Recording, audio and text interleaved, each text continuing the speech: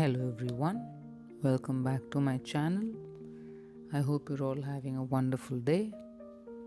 So today I have for you a routine to help you manage your hip pain. So if you have pain in your hip joint or anywhere in your hips, often it can be pretty debilitating and maybe it can be pretty difficult, especially because it impacts everywhere else. So each part of our body ends up impacting somewhere or the other. So it can lead to lower back pain. In fact, hip pain can be caused by weakness or pain in the lower back. If you have issues in your knees, that can impact the hip joint and cause hip pain. So there can be many reasons for it. So this is a very slow-paced movement routine, so that you find a way to go through these movements gently, being aware, breathing, to make sure any kind of pain, and let us say mainly pain, and in fact it may help a bit in the inflammation also. So we'll start by sitting, legs extended in front, and we'll just start with a gentle semi bend in the front. So we don't want to do a full bend with range of motion. It's just to let your body know we're getting warmed up, and you can use this time to set an intention for the practice.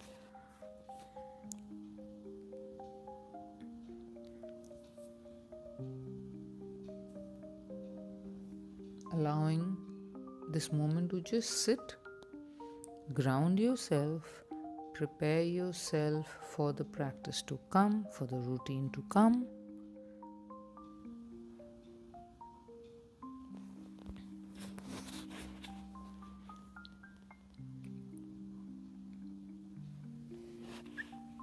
So slow and gentle movements. So the pace is slow so that you can keep track of your breathing and movement both. Now we'll open our legs up. Whatever our body allows us without any excessive discomfort or pain. So right and bend forward, and just gently, instead of extending your arms out, just keep your forearms on the floor. It'll help you support your upper back, the neck, and slowly open up the lower back.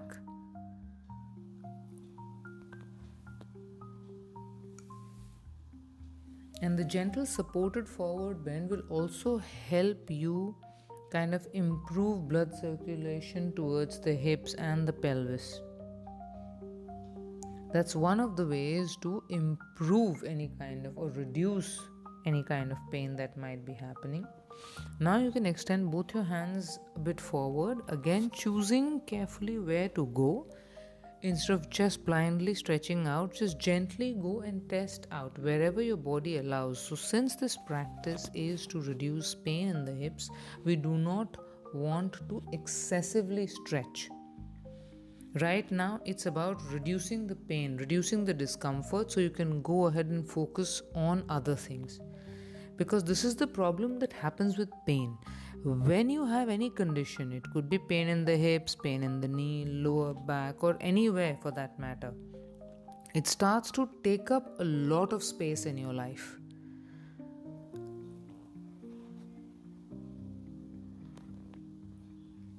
We'll repeat the practice. Forearms on the ground, legs opened up wide as comfortably as we can, and just a gentle rounded bend in our back. So like I was saying, excessive pain can really start to not just impact our life but also our mental health, because your brain starts to focus so much on the pain, and there's a lot of mental energy that you end up spending on dealing with the idea of pain, being constantly aware. So the pain becomes something that's in your awareness, sucking up a lot of your energy. So this practice, when you start working towards reducing pain, then you free up your mind to actually focus on other areas of your life. Focus on other things than just learning how to or to manage pain in itself. So just be mindful not to rush this. Stay wherever you need to stay for however long. Feel free to fast forward it or pause it and stay there. So now what we will do, we'll bring one leg in, fold it, and again this will help open up the extended leg a bit more. And then again we'll put our forearms on the floor.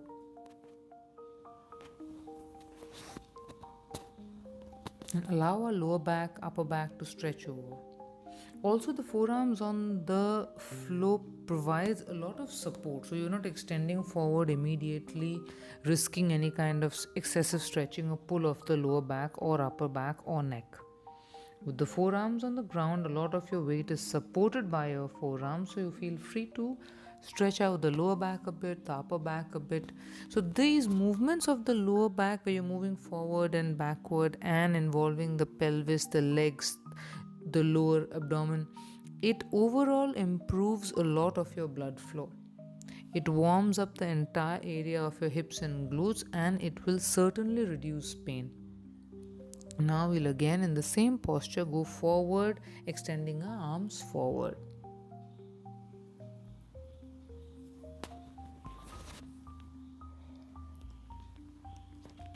Make sure you're breathing. Especially when you're dealing with pain, it is super important that you make sure that you breathe. Often we end up holding breath because again we are focused on the movement. But we have to be aware of our breath.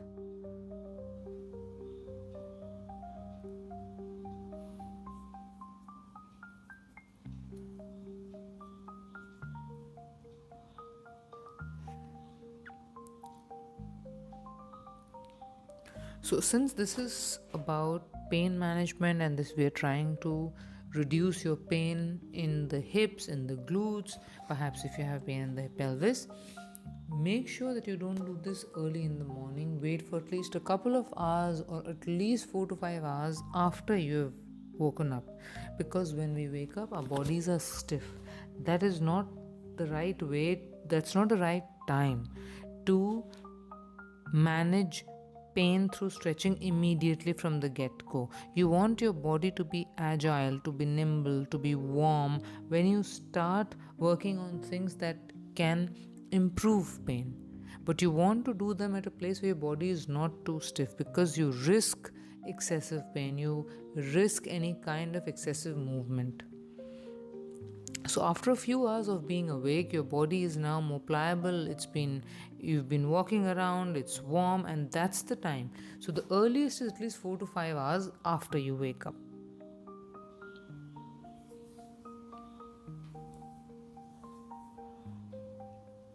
Or you could also do this before you sleep. Now since this is not a very vigorous workout, it will not hamper your sleep.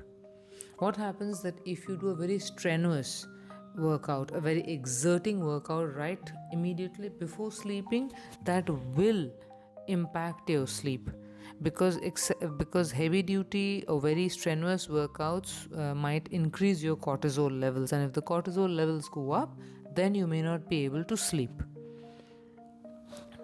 But this won't. So this is more of a slowing down, a rejuvenating practice. So even if you do this right before you sleep, your sleep is not going to get impacted, and in fact even better, you might sleep much better, because your pain, there's a big chance your pain will reduce. Now we'll sit leg extended forward, again a partial forward bend, not pushing on range of motion, not trying to improve anything. We are just focused on creating more movement and more alignment in our hips, in the glutes, in the pelvis, just to make sure that any pain that might be caused there, any pain that might be there because of any other reason, we are trying to reduce pain as much as possible to improve our quality of life. Because to be honest, if anyone who's been through chronic pain or any kind of pain that keeps lingering, it certainly ends up affecting your quality of life. So, if you have pain in the hips and if it has been bothering you, then I'll strongly suggest that you try this, and trust me, you will not regret it.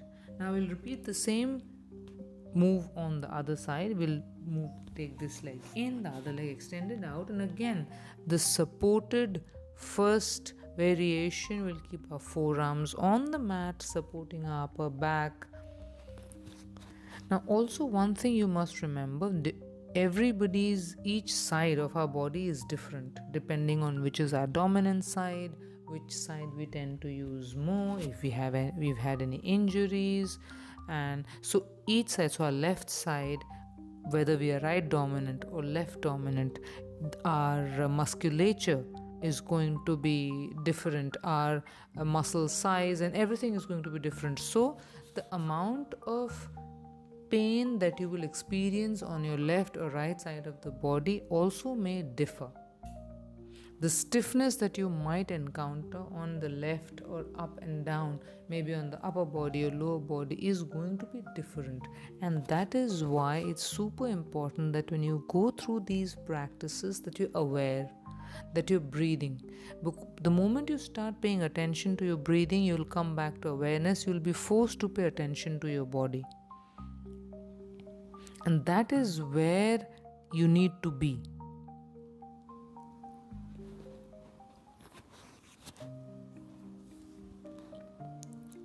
Now, both arms extended forward.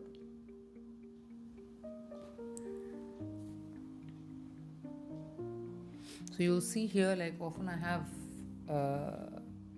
have a lot of stiffness or pain in my trap. So I often open up my arms when I'm stretching forward because I don't like scrunching them up.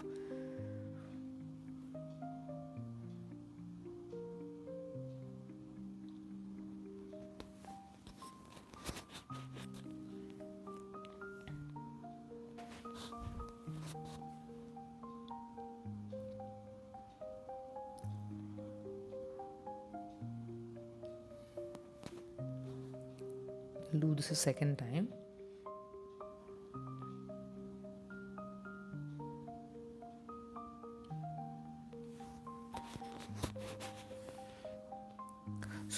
So another thing that to be mindful of is if you have a lot of issues, health issues that you're dealing with, maybe you have weight issues, maybe you have hormonal issues, maybe you have other issues, and maybe often these issues are related to each other.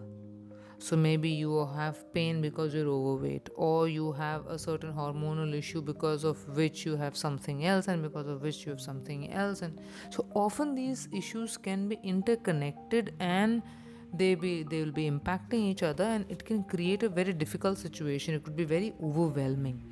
So what I would suggest, and that you could try and see if it works for you, is try and see if you can focus on finding a way to reduce your pain, because physical pain will cause you to do whatever you can. Physical and of course mental pain takes it to the next level, but physical pain will force you to disregard everything else. Your brain is going to, when you wake up in the morning and you experience pain, and that will prevent you from being able to live your daily life fully, or how you want to live. You're going to allocate your mental resources about doing everything to manage the pain. And as long as the pain remains, you won't be able to function that well. So if you have a lot of health issues, I would like to suggest that you go after pain. So slowly try to mitigate pain, and then it will free up your brain to take better decisions. When it is not caught up in constantly trying to find ways to reduce pain or to not encounter the pain, it will free up to take better decisions when it comes to food, when it comes to exercise, when it comes to sleep. So seated, legs extended forward.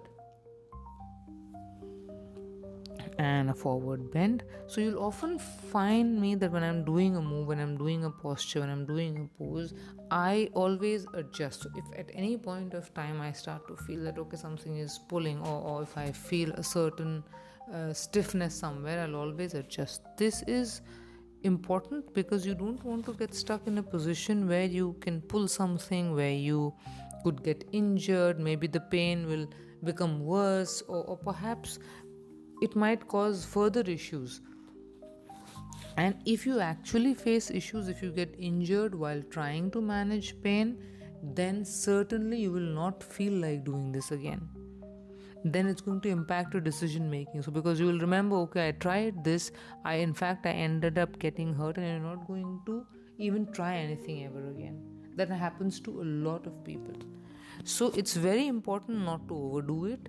It's very, very important to listen to our bodies, to make sure that you do what your body allows you to do. So our first step is to be kind and gentle and to do what the body allows you to do as we heal, as we get better, as we reduce pain. And then we can think about other things, about how to do better and how to push and how to get better and better. Now we sit, knees bent in forward, and then gently, keeping a good gap between the knees, we lower them to one side. Now this is a nice gentle twist, and it will really help you open up the hip flexors, stretch them out, and then to the other side.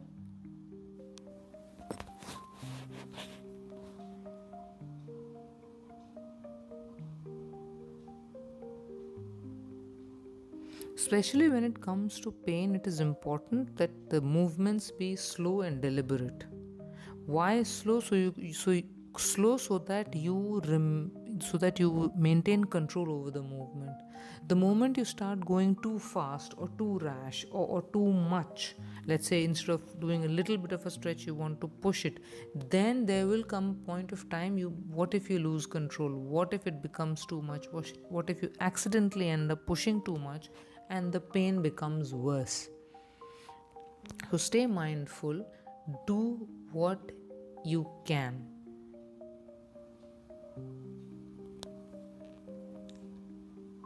And slowly build it up.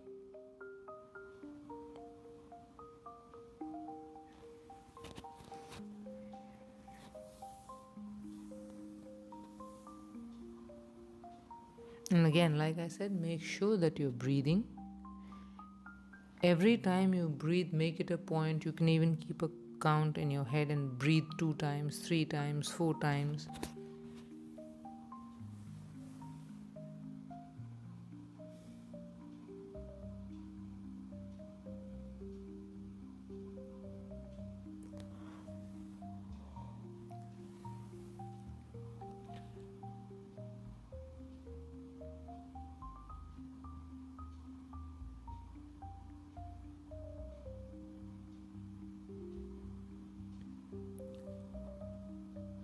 Now, stay seated, extend one leg forward, and the other leg I would like you to bend in and keep the foot of that leg on the thigh of the other side, the extended leg. And you bend forward. If it's a bit difficult, then instead of putting the foot on the other leg's thigh, you can even leave the foot down and slowly build your flexibility up. This is another very, very good move to reduce pain in your hips.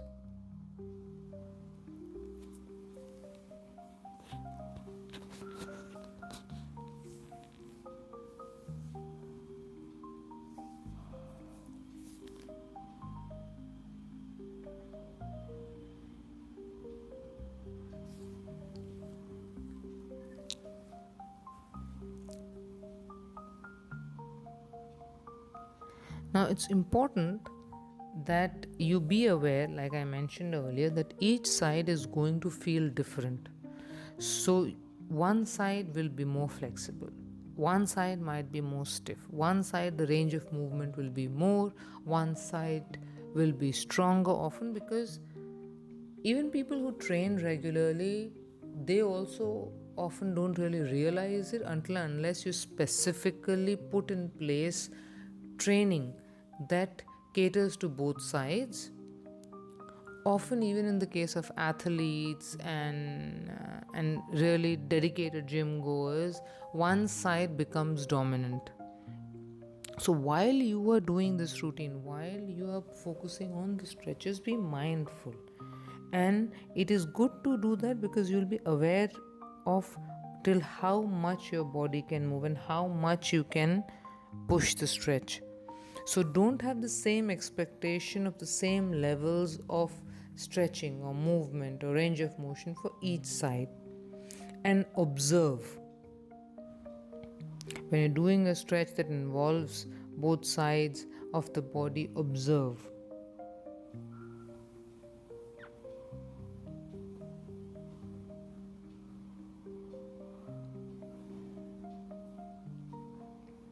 Hip pain can be caused by a lot of reasons. It could be arthritis, it could be bursitis, it could be any kind of musculoskeletal issues at any joint of our body. It could be lower back, knee, or even the ankle that's having the issues. It could be weakness. It could be muscle atrophy for any reason, and it can lead to pain in the hips. So the reasons can be several, but this is a way for you to start exploring one way of managing pain.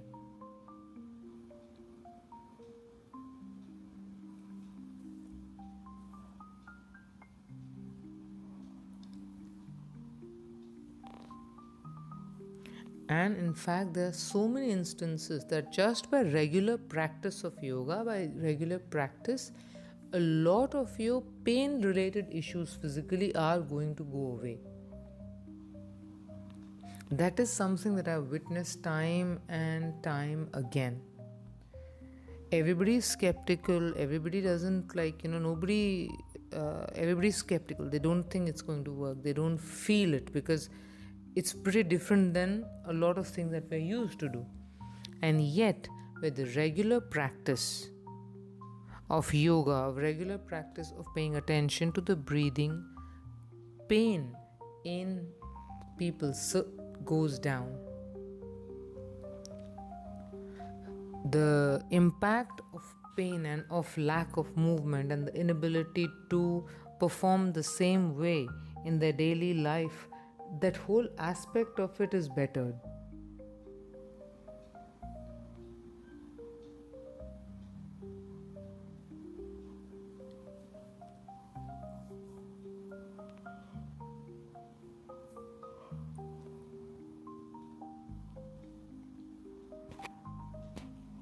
So take it slow, make sure you're breathing,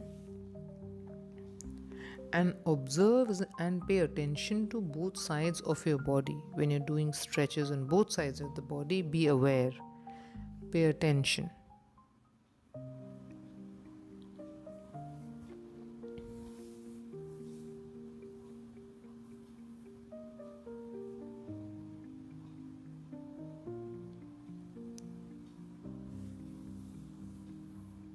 That's why I often say, like, when you sit for practice, be deliberate. Know why you're sitting for. Why? What's making you sit and do yoga today?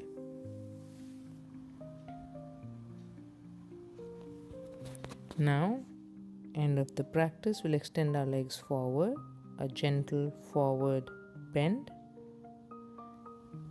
and you feel free. You can lie down in Shavasana, you can lie down in Balasana, child's pose, or anything that helps you finish the practice, ground yourself, breathe. And thank you very much for each and every one who stops by my channel, watches my videos. Do let me know how you feel. And thank you very much for being here. I'm so glad that you came and you checked out my channel and you watched my videos. I'm truly glad, and I really hope that they help a lot of people. Thank you very much and have a blessed day. Hello everyone. Welcome.